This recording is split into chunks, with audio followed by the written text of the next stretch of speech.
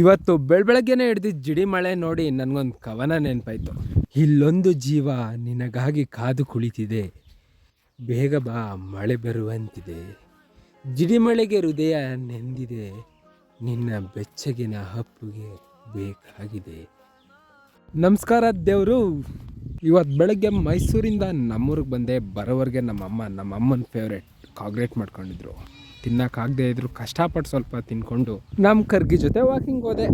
ಒಟ್ಟಿಗೆಯಲ್ಲಿ ಕಟ್ಟಿರ್ಬೇಕು ನಾಕಾರು ಜಾತಿ ಹಸ, ದನ ಕಾಯೋಕ್ಕಿಂತ ಬ್ಯಾರೆ ಒಳ್ಳೆ ಕೆಲಸ ಇಲ್ಲ. ದಿನ ಸತ್ರು ಕೂಡ 10 ರೂಪಾಯಿ ಹುಟ್ಟೋದಿಲ್ಲ. ಥರ ವಿಡಿಯೋ ಮಾಡ್ಕೊಂಡು ಹೋಗ್ಬೇಕಾದ್ರೆ ನಮ್ಮಮ್ಮ ಫೋನ್ ಮಾಡಿ ಮನೆಗೆ ಗೆಸ್ಟ್ ಬಂದವರೇ ಬಾ ಅಂತಂದ್ರು. ನಾನು ಮನೆಗೆ ಹೋಗಿ ನೋಡ್ತೀನಿ, ಇನ್ನೂ ಯಾರೂ ಬಂದಿರಲಿಲ್ಲ. ನಮ್ಮಮ್ಮ ಒಬ್ಬರೇ ಅಡುಗೆ ಮಾಡೋಕ್ಕೆ ತುಂಬ ಕಷ್ಟಪಡ್ತಾ ಇದ್ರು. ಅದಕ್ಕೆ ನಾನು ಸ್ವಲ್ಪ ಹೋಗಿ ಹೆಲ್ಪ್ ಮಾಡ್ತಾ ಇದ್ದೆ.